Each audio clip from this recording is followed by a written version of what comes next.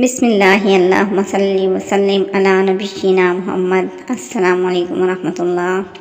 میں بھی آپ کی طرح مراسی ہوں۔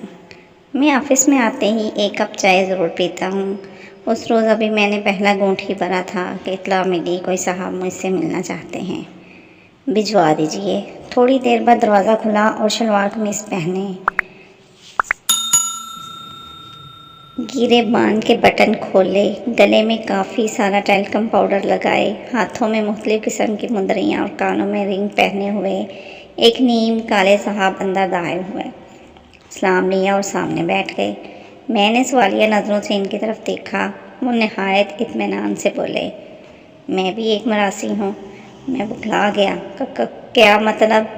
وہ تھوڑا قریب ہوئے اور بولے، مولا خوش رکھے، میں کافی دنوں سے آپ سے ملنا چاہ رہا تھا۔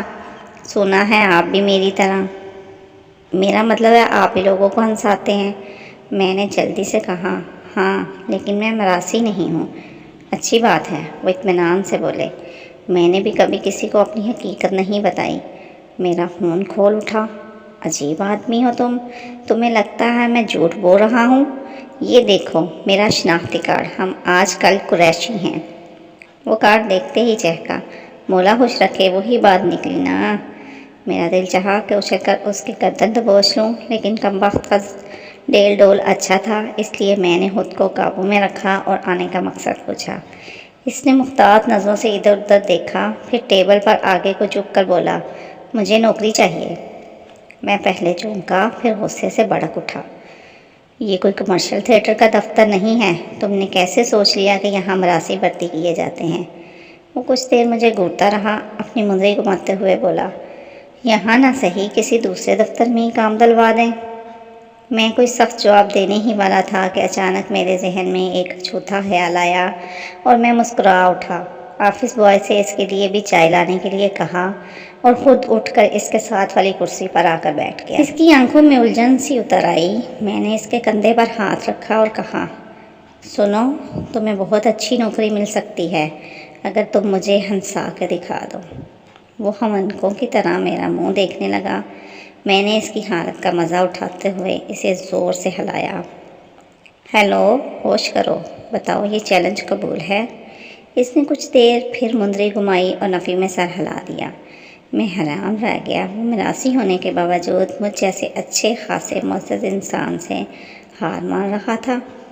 میں نے وجہ پوچھی تو اس نے عجیب سا جواب دیا، میں نے لوگوں کو ہنسانا چھوڑ دیا ہے۔ میں حیرت سے اچھل پڑا، یہ کیسے ہو سکتا ہے؟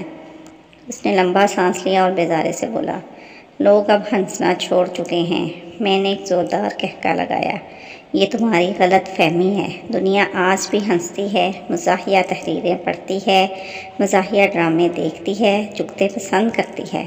اس نے اپنی منظری نکال کر دوسری انگلی میں پہنی اور اپنی بڑی ہوئی شیو پر خارش کرتے ہوئے بولا، دنیا ہنستی نہیں، دوسروں کی ذلت پر خوش ہوتی ہے۔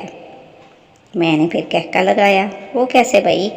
اس نے قمیض کی سائڈ والی جیب سے سستے والے سگریٹ کی مسلی ہوئی ڈبی نکالی اور میری طرف اجازت طلب نظروں سے دیکھا۔ میں نے اشٹرے اس کے سامنے رکھ دی۔ اس نے شکریہ کہا اور سگریٹ سلکا کر گہرا کش لیا۔ میں اس کے جواب کا منتظر تھا۔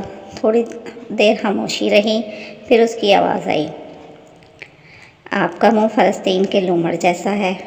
مجھے گویا ایک کرنٹ سا لگا اور میں کرسی سے پھسل گیا۔ میری رگ رگ میں طوفان بھر گیا۔ وہ میرے دفتر میں بیٹھ کر مجھے ہی لومڑ کہہ رہا تھا۔ بات تو سچ تھی، مگر بات تھی رسوائی کی۔ میرا چہرہ سرخ ہو گیا۔ اس سے پہلے کہ میں اس پر چائے کا گرم گرم کپ انڈیل دیتا، وہ جلدی سے بولا، آپ کا ایک جگری دوست شہزاد صغیر ہے نا؟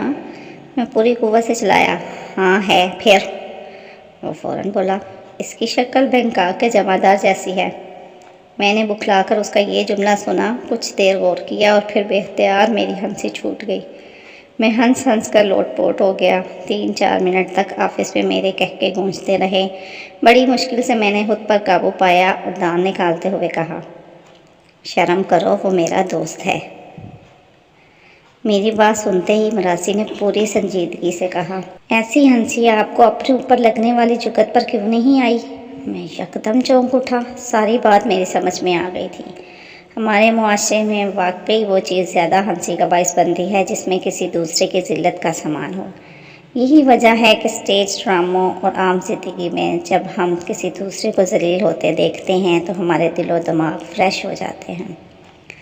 کوئی بندہ چلتے ہوئے گر جائے، کسی کی گاڑی خراب ہو جائے، کسی کے پیچھے کتا دوڑ لگا دے، کسی کی بس نکل جائے اور وہ آوازیں لگاتا رہ جائے تو ہماری ہنسی نہیں رکتی۔ یہی عمل اگر ہمارے ساتھ ہو اور دوسرے ہنسیں تو ہم غصے سے بھر جاتے ہیں، گویا ہنسنے کے لیے کسی کا ذلیل ہونا لازمی امر قرار پا چکا ہے۔ یہی رویہ ہماری زندگی کے ہر پہلو میں در آیا ہے۔ ہمیں اپنے سکھ سے اتنی راحت نہیں ملتی جتنے کسی کے دکھ ہمیں سکون دیتے ہیں۔ یہاں جو انسان اچھی نوکری پر ہے وہ بڑی طمانینت سے مسکراتے ہوئے بے روزگار کو اٹھتے بیٹھتے اپنی کامیابیوں اور اس کی ناکامیوں کی وجوہات بتاتا ہے، چاہے بے روزگار اس سے 100 گنا زیادہ صلاحیتوں کا مالک ہی کیوں نہ ہو۔ ہم وہ قوم بن چکے ہیں جو کسی بھوکے کو دیکھتے ہی اپنے لیے کھانا منگوا لیتی ہے۔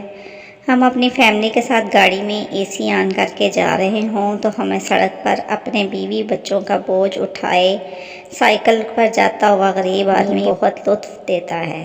ہمارے سامنے کسی کمزور کو مار پڑ رہی ہو تو ہم بڑی دلچسپی سے اسے دیکھتے ہوئے مسکرانے لگتے ہیں۔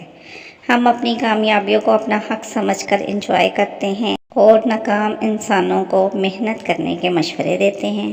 جس کے پاس اپنا گھر ہے وہ کرائے کے گھر میں رہنے والے کی بے بسی کا مزہ لیتے ہوئے اٹھتے بیٹھتے اسے یہی نصیحت کرتا ہے کہ کچھ اپنا گھر بنانے کا بھی سوچو۔ حالانکہ جو انسان کرائے پر رہتا ہو اس سے زیادہ اپنا گھر بنانے کی خواہش بھلا کون کر سکتا ہے؟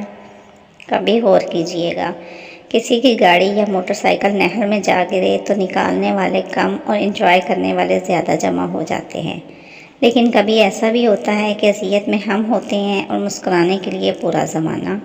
ہم میں سے ہر شخص کی مجبوریاں اور ذلتیں دوسروں کو ہنسانے کی بھرپور صلاحیت رکھتی ہیں۔ ہم سب بیک وقت تماشا بھی ہیں، تماشا گر بھی اور تماشائی بھی۔ ذرا سوچیں۔ السلام علیکم ورحمۃ اللہ۔